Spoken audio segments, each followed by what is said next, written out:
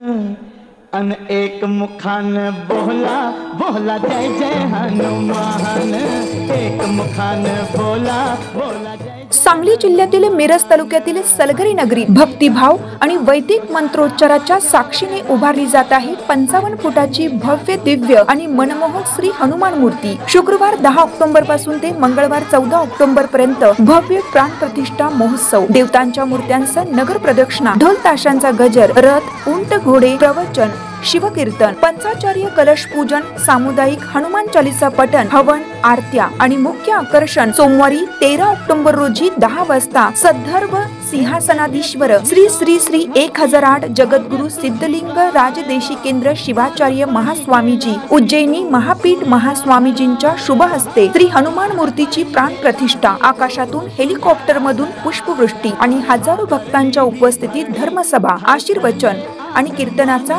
दिव्य सोहळा। स्थळ महादेव मंदिराजवळ जांडराववाडी रोड, सलगरे। तर भक्तांनो, या अविस्मरणीय क्षणाचे साक्षीदार व्हा। चला सारे कुटुंबियांसह सलगरे येथे अवश्य या। प्रत्येक बातमीतील घटनेच्या वास्तविकतेची तुलना थेट पाहत रहा सांगली अपडेट। जांडराववाडी बेळंकी मार्गावर आमदार इद्रिस नाईकवडी यांच्या ताफ्यावर दगडफेक। मिरज तालुक्यात राष्ट्रवादी काँग्रेस अजित पवार गट यांच्या वतीने सुरू असलेल्या जनसंवाद यात्रेदरम्यान आज 9 ऑक्टोबर रोजी सायंकाळी 6च्या सुमारास अनपेक्षित प्रकार घडला।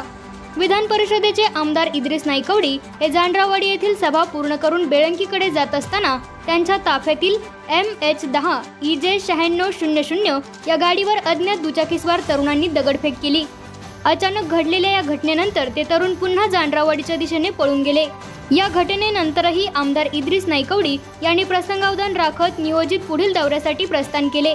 घटनेची माहिती मिळताच मिरज ग्रामीण पोलीस ठाण्याचे पोलीस निरीक्षक अजित सिद्ध यांनी घटनास्थळी भेट देऊन पाहणी केली। या ताफ्यात अजितराव घोरपडे, देवजी साळुंखे, महादेव दबडे, सुलेमान मुजावर यांच्यासह अनेक कार्यकर्ते विविध वाहनांमध्ये उपस्थित होते।